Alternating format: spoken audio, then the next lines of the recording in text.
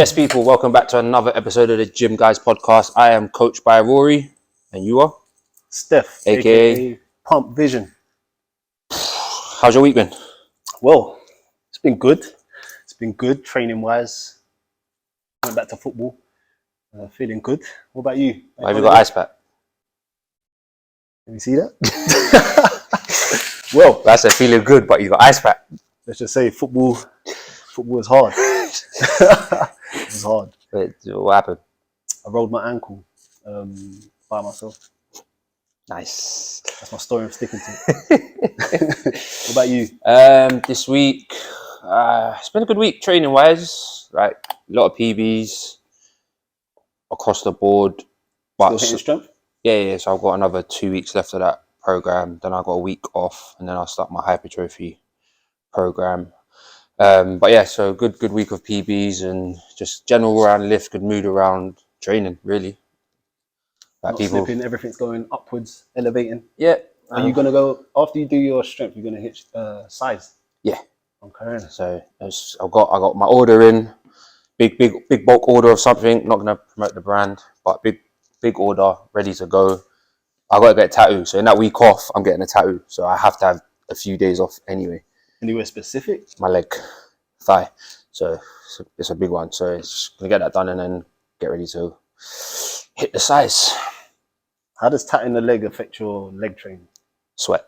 You can't get it wrapped. Yeah. Now you can keep it fresh. It's like cutting yourself. It's got a scab, it's got a heal, but you can't get it sweaty, all the salt in the ink and all that stuff. So it really, for the size of it, 4 or 5 days, and then not too bad. But you're not meant to like get it soaking wet in the shower, all of that stuff. So it's the ins and outs of getting a tattoo is long because you've just got to navigate certain things. So it's more of a quick shower, but leg out kind of thing, and then dab, and then back in, dry it, and then long. But I like tattoos. Clearly. Wicked. Today we're going to be talking about glutes and the optimum way to train glutes. There's many misconceptions around this for sure. Hence BBLs. So we're here to let you guys know it is possible to make that happen by yourself. But for those that don't know, what's an optimum or good way of training glute specific without hitting legs? Oh, okay. Because that's the problem a lot of people face. They start doing squats and think, yeah, I'm doing glutes. But predominantly, you're not. And you're probably not activating your glutes. I think that's the biggest problem. People don't know how to activate their glutes. And then they're starting their training. Yeah. So they're doing the glute lifts, let's say, without activating their glutes. Consciously. Yeah, and then it's like you've just done the lift but haven't worked. Because majority of the time, doing glutes, you're probably going to be near working your hamstrings. Yeah, for sure. And that's what takes the brunt of it for most people that don't know how to activate. So yeah, I'd say quads as well. Yeah. Quads it depends as well. Like people are quad dominant, hamstring dominant, glute dominant. I'm glute dominant. So any little bit of glute exercise I do, I hit failure quick. I said he's twerking. No. Right, hear this. Glutes only work in 2 ways, right? So glutes work at pelvic tilting. So that's at your hips. Tilt forward, tilt backwards. That is what a twerk is, literally. And hip abduction. So when your leg moves out away from the body. Those are the only 2 ways glutes are activated.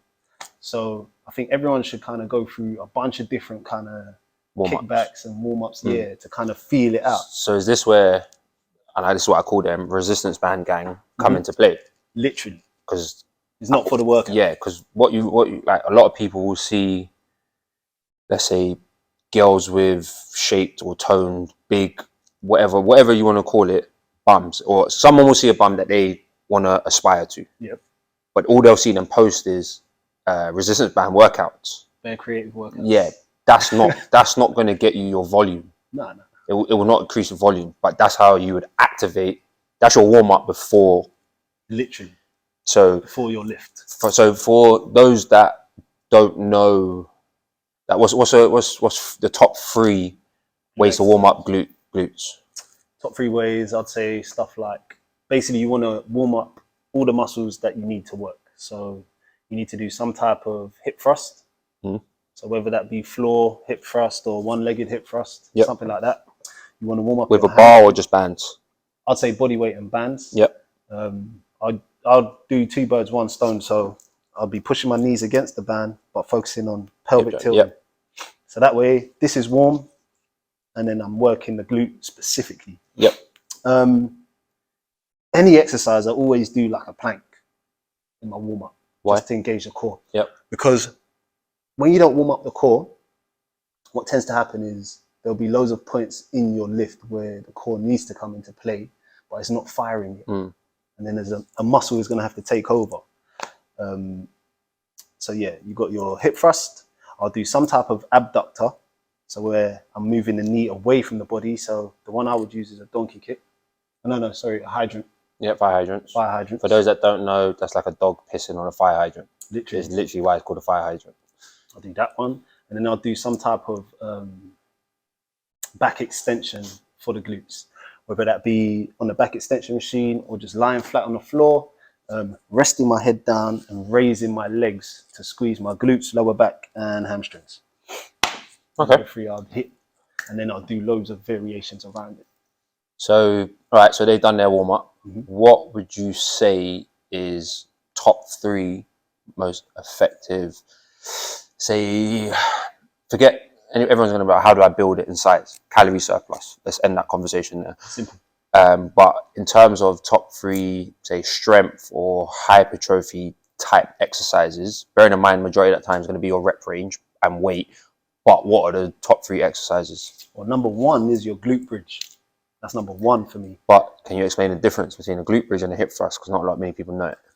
No. Do you want me to do it? Yes, please. So, to be fair, I genuinely thought you had that. So, good. They're literally the same exercise. Okay. But a bridge stays up. Oh, okay. And a hip thrust goes up and down because you're thrusting at the hip. So a glute bridge, you get it up and you hold. And it's basically a isometric exercise. You're just holding, squeezing, building, coming down. Then you go back up, hold, because you can only hold for so long. Okay, cool. You go back down. Whereas the hip thrust, the aim of it is to drive up as fast as you can, squeeze your glutes as your brake, like when you're doing kettlebell swings. Okay, yeah. Swing, squeeze, keep it in motion. yeah, and then up and down, up and down, up and down. But majority of the time, a glute bridge, your hips are higher than your head.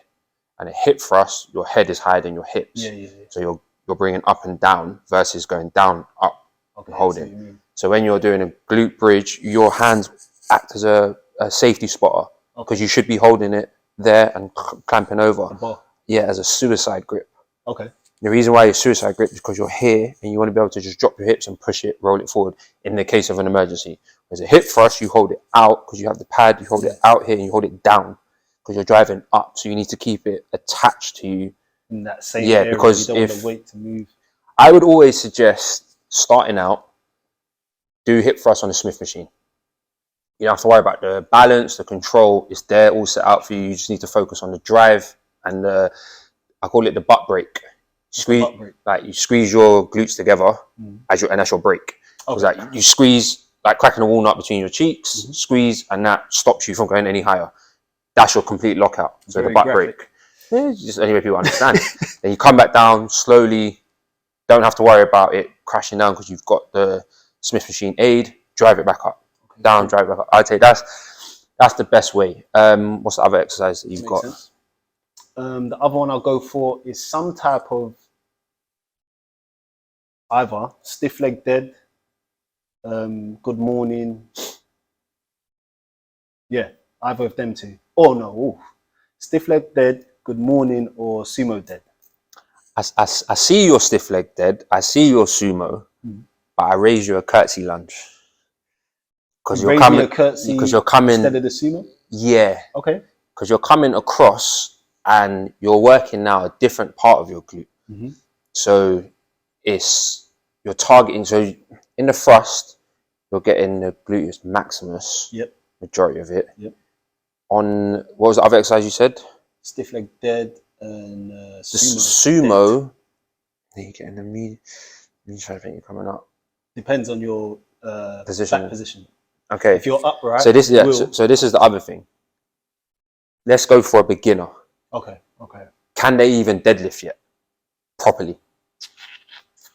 This is Probably avoid deadlift. yeah, because this is the problem a lot of people have. People can't deadlift full stop.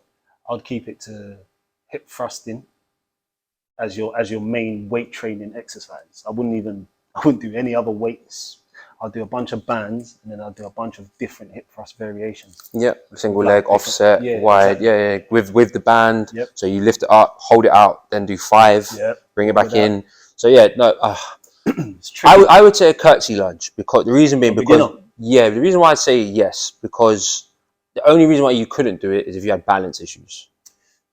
But you can curtsy lunge with no weight, That's true.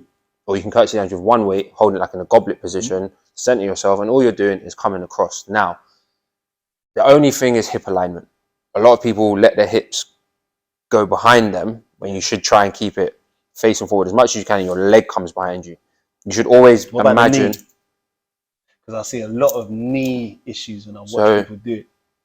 No. Yeah, so that's how I would teach it. Like so that. I always say, so if your heel's there on your front leg, Your knee has to come, drop. but your toe has to reach as close to that line of your heel as much as you possibly can, depending on your range of motion. Come down, drive through, drive up.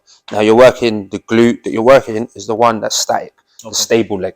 Majority of the time, the glute that works is the stabilizer. Most people look for it in the squeeze. Yeah, but it's you'll get a slight work, but the majority of your work will be in the stabilizer. Same with kickbacks, donkey kicks. If you're standing, it's the stabilizing leg. Same with upper body, your shoulder technically is your glute of your arm. Facts. So it moves in the same kind of way. Yeah. So, and that's from the kind of like the same kind of hinge kind of technically. It works. That's what I'm going to talk about in my tip specifically. Cool. Any other kind of like ideas for people, including men? This is not just women, including men. Men, work your glutes. That's the biggest takeaway that I can give you is men, work your glutes. That will increase your deadlift, increase your squat, increase your sprint speed, increase your base power. Like, why do you guys not work glutes? Like I've seen guys chat about, hey, I deadlift this, I deadlift that. I hip thrust more than you deadlift. I know girls that hip thrust more than you deadlift. That's a fact.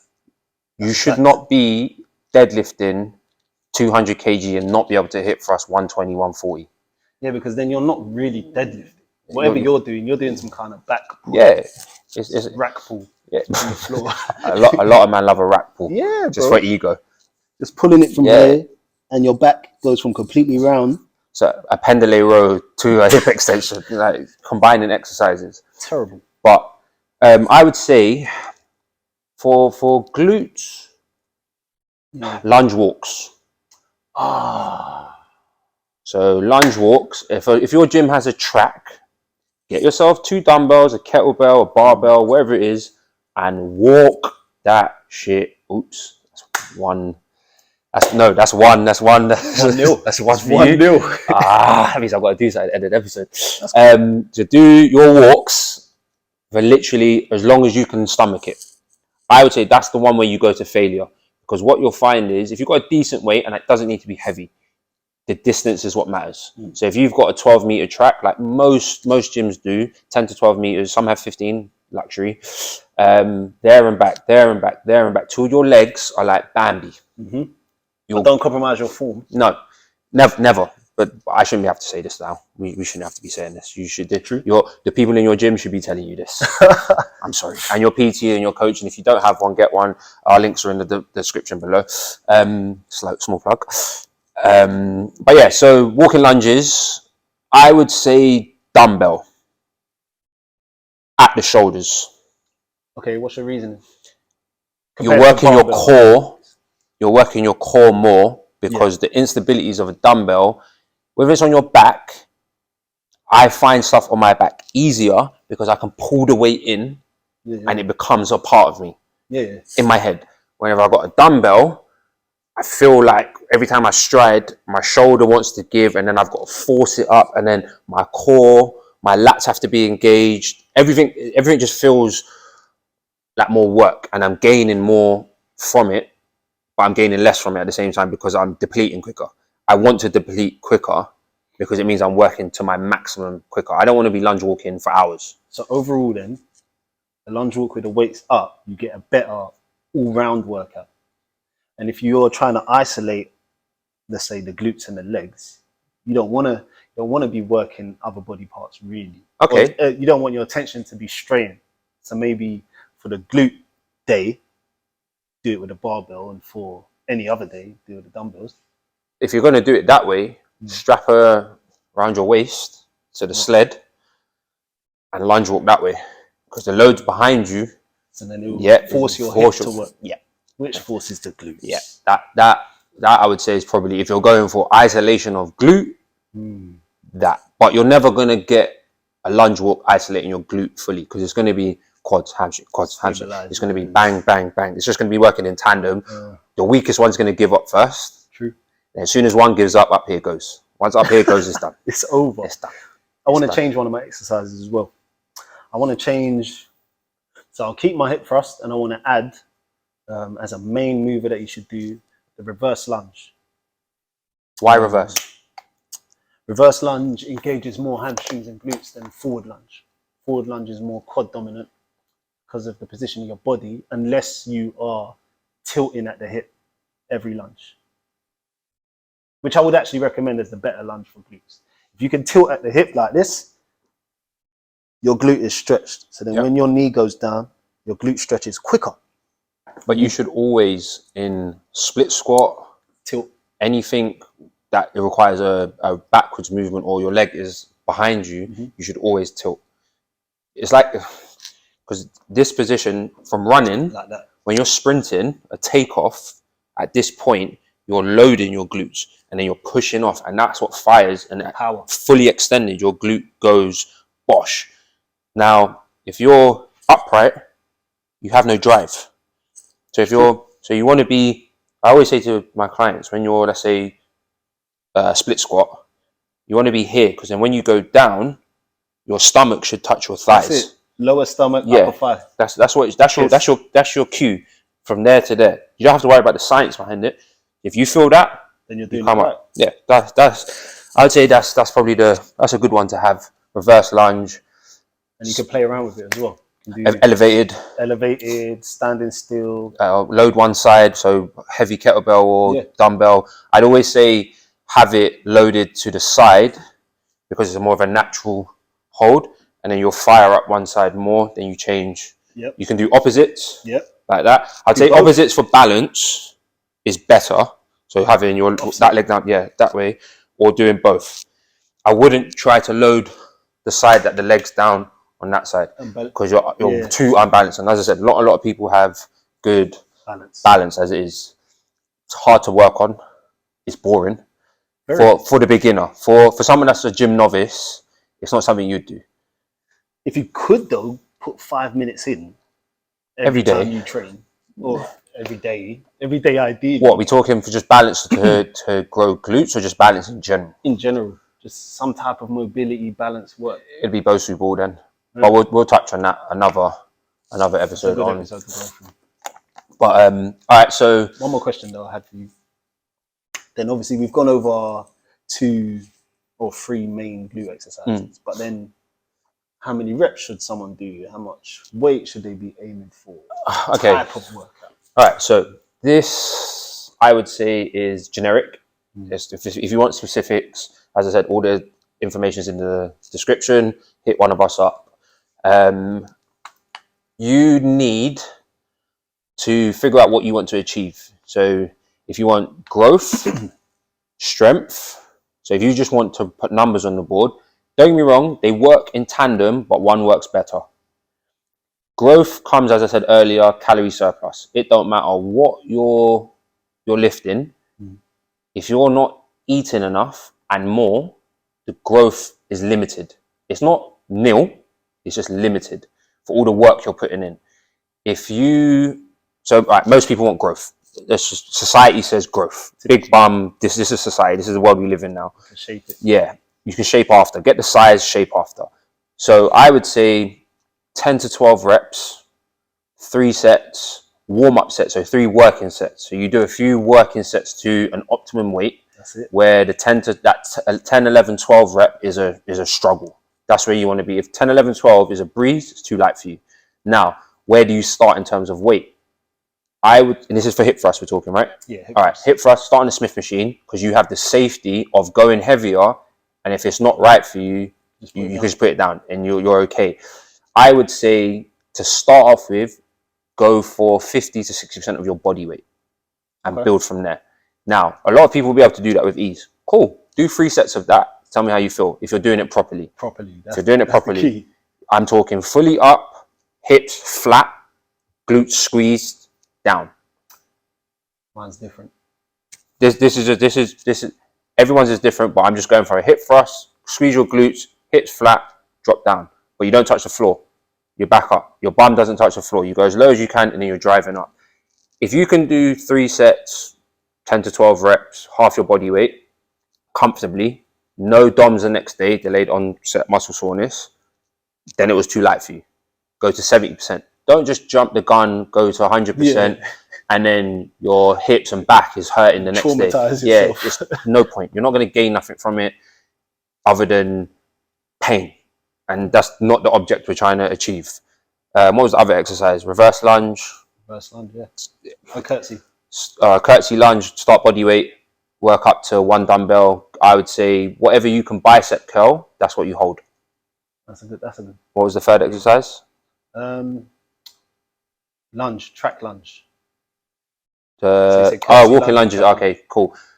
Again, if it's something you can clean, so if it's not an exercise you do, if you don't do cleans, if it's something you can upright row, and if it's something you can safely squat and get off over your head. If you can't get it on and off yourself, don't do it. Simple as that. Because I'm not here for walking lunges and you drop the bar behind you. 1, if you don't move your heel out the way, that's your Achilles gone. 2, someone else could be walking past. That's your fault. So unless you have the insurance, that's your fault. Stay safe, man. Yeah, that's what I would say. But every trainer is different. Every trainer has their quick wins, their ways of working, tips, tricks. What would your fitness tip of the week be? My fitness tip of the week? I wanted to do it in relation to something you were speaking about earlier. Okay. How's about this? When you train, try and engage with the muscle you're working. All right. So today we're talking about glutes. It's your job to know exactly how to fire up every part of your glute. All right. So you've got 3 glute muscles. You need to understand how to fire up the side. You need to understand how to fire up the biggest glute muscle, the maximus. You need to understand that before you hit the glute bridge. All right. So don't jump into the glute bridge after just going through the motion. Really engage. Using the bands is your chance to actually engage. That's where you're thinking, okay, I'm squeezing the muscle, I'm stretching the muscle, I'm squeezing the muscle, I'm stretching the muscle. That's all you're thinking, all right? Every single rep, you need to try and hold for maybe 1 second or 2 seconds, just to see where the blood is firing to and understand it. By the time you get to the weights now, you won't have to then think about it as much. You can just really fire it up way more automatically and just focus more on controlling the weight. Like Rose said, that's where you build the muscle, all right? Boom, tip of the week. All right, my tip of the week, nothing to do with glutes. Actually, semi to do with glutes, but not directly. When you squat, a lot of people cannot squat. The science behind squatting is too much for some people to comprehend, and I don't blame them. It's not your field. You come to the gym, you work in finance, you're a teacher, you work in a hospital, nothing to do with the gym, so I don't expect you to know. Rule of thumb, how deep do I go? They see on YouTube, ask the grass. They see on YouTube, 90 degrees. They see this, that, and the third. I get it. It's confusing. My only tip, elbows to knees. You'll find your range, elbows to knees. Yep. It's as simple as that. You don't need to go any lower as a beginner. You've got enough depth there.